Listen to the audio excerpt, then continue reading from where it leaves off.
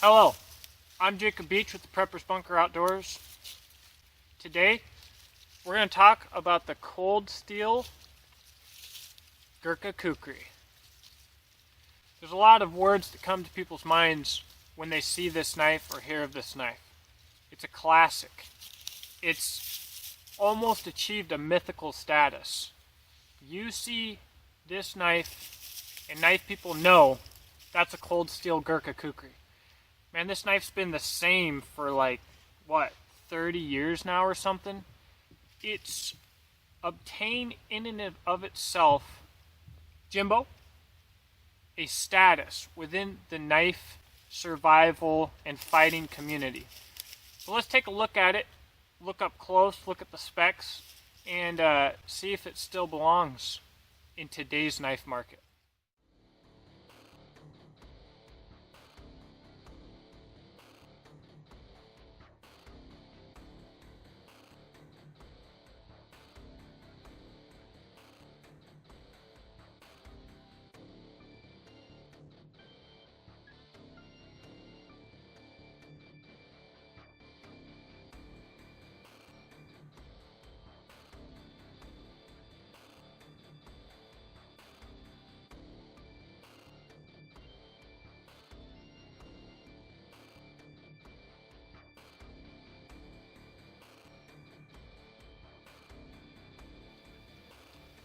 Let's talk about the handle first.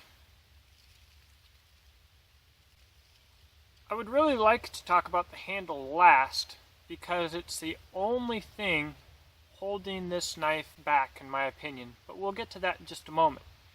I think that this handle was revolutionary for its time. It really basically copied a proper Nepalese handle and made it out of modern materials, which to this day is something that is still not quite being done right. So, handle shaping, they're spot on this thing. Lanyard placement, I think right now is excellent. Weight distribution, everything else on the money. I mean, I can't stress it enough. Issues from the get-go. This is an initial review. I have used this knife a good little bit, and in my experience so far, in a ham-handed, almost untrained chopping method, the handle works pretty well. It does absorb shock. Now, if you're getting your snap cuts and stuff, this craton will absolutely destroy your hands. I'm a guy who's gone out and I'll work 8 hours solid with a knife. A big, heavy knife. A Kukri, specifically. Without any serious hot spots.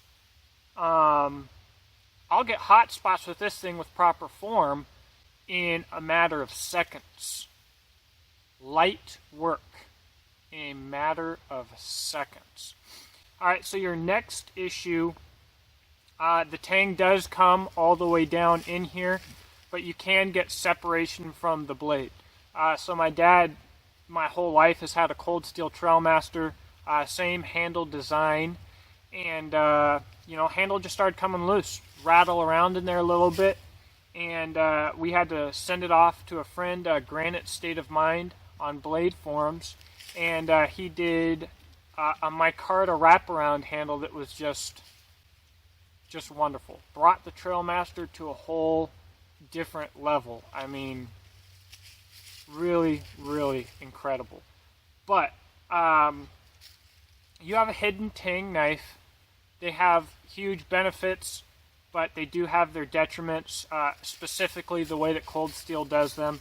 I really feel like I have a bias against this knife, partially. It is made in Taiwan, and I want to go back to when these knives were made in America. That was my cold steel that I grew up with, and that's what this knife brings me back to. But this knife, regardless of where it's made, regardless of any bias or anything else, if Cold Steel took a second look at this knife, decided that they were going to redo it, let's say for 2017, and they were going to use G10, micarta, Taro Turf, Taro Tough, whatever. They're going to use something else, and they were going to make it full tang and maybe tweak geometry just slightly, you know, maybe make this small ricasso or here a choil or something like that. I don't know, that's up to them. They would have the most dominant market or production market kukri on the market, period. There would be nothing else that would compete, not even close. They took an ultra thick slab of steel in Nepalese fashion.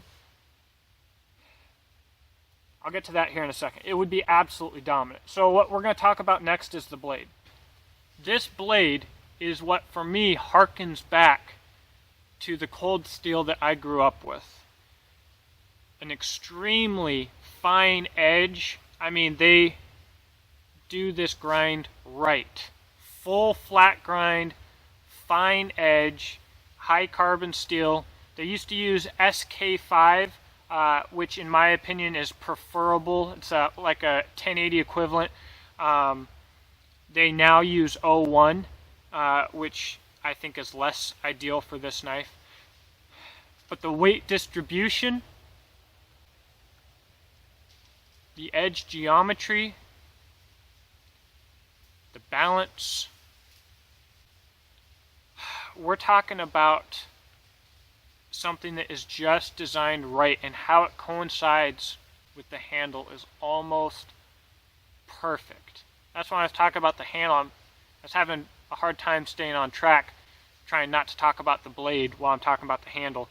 But like I was saying before, if cold steel doesn't change, doesn't redo the kukri, if they just take this design and upgrade it, you know, it's interesting. We see patterns in the knife industry. We see fads. Right now, it's really thick, stupid edges that don't cut for crap like a butter knife. But we wanted tacky handles in the late 90s and early 2000s. We wanted a sticky handle. The problem is that if the handle material is what's sticking to your hand, it causes friction, and it will tear your hand up with vibration. Bottom line, if you're going to be using a knife for a really long time, you need slick handles. But if you have slick handles, you need proper handle geometry. Okay? So this knife has proper handle geometry so that it would be secure in your hand working in a proper slick material. Even just this, I can just feel it just eating at my skin, and I use knives every day all the time. But if they just redid this handle material, no doubt, most dominant production kukri in the world, hands down, no question, keep the price the same, just freaking fantastic. And finally, let's talk about the sheath here. Now, I don't have the belt dangler for the sheath, which I should have. You know, it just bolts right up through these eyelets so that you can hang it on your belt. I have it set up with paracord for a Beach and Tactical Baldric sling right now. But this sheath is basically like everything that you should love and hate about cold steel at the same time. Alright, so you have a sheath. It's not Kydex. I believe this is glass reinforced nylon. Definitely a lower quality product. But you've got no rattle. It's super secure. You've got a nice click out. You've got a nice click in. For a production sheath, you just can't beat that. I mean, it's a little heavy, and glass-filled nylon can dull your blade. You know, whatever. But excellent, especially at the price point. I used to think that these were overpriced. Right now, for a production knife, I think that they're phenomenally priced. Securex. That right there. Call it what it is. Cold steel exists because of their marketing, but I can't stand them because of their marketing. Securex. Okay. Call it your sheath. You can't call it Kydex. Whatever. I get it. Don't sue other people for using your names or whatever. Carbon V. No, it's not Carbon V. It's gosh dang 1095 CV or 170-6 Sheridan. You know, Cold Steel as a company has enough quality, and they do a good enough job to earn buyers the right way with their higher end stuff. Knife people would absolutely be willing to buy Cold Steel products if Lynn Thompson wasn't suing the knife community and being a D-bag and whatever else, based on the quality of the product. Now, you can advertise your cheap junk however you want, and people will buy it no matter what, as long as it's cheap. But with the higher end stuff, the branding is just brutal on these guys. Securex and all the other Triad Lock, whatever, dude. It's the same old crap. But this is an excellent package, minus the handle. I would never buy this knife with this handle if I wasn't a YouTube channel that was going to review it. And this will be going up against other Kukris in an insane battle of the Kukri competition between every Kukri from America, Nepal, El Salvador. If it's produced all around the planet, I can get my hands on it. They're going to be compared. One Kukri is going to win. They'll be compared against multiple different styles with controlled variables. And this will be there. That's why I have this. But the handle destroys the knife for me because it destroys my hand. I hate this crap. But, maybe in my full-length review, my opinion will change. I highly doubt it because I've already used this knife and knives like it a lot, but we'll see. If you're looking forward to the full review on this knife, please subscribe to my channel. Let me know what you think in the comments, guys. I know that this is a cult knife. A lot of people out there worship this knife, and they will try to hate me in the comments or unsubscribe or try and find me and kill me or something. That's fine. Truth needs to be out there, because if we talk honestly about this blade and Cold Steel updates this handle, they've got the market, period. They own it. There are other companies that have the potential to take over the production Kukri market right now. Nepal currently is not doing what it takes to produce a Kukri that on a huge scale is going to compete over here in America like they should. I wish they would. But since it's their design. But, Cold Steel could get it. So, anyways, talk in the comments. Have a great day.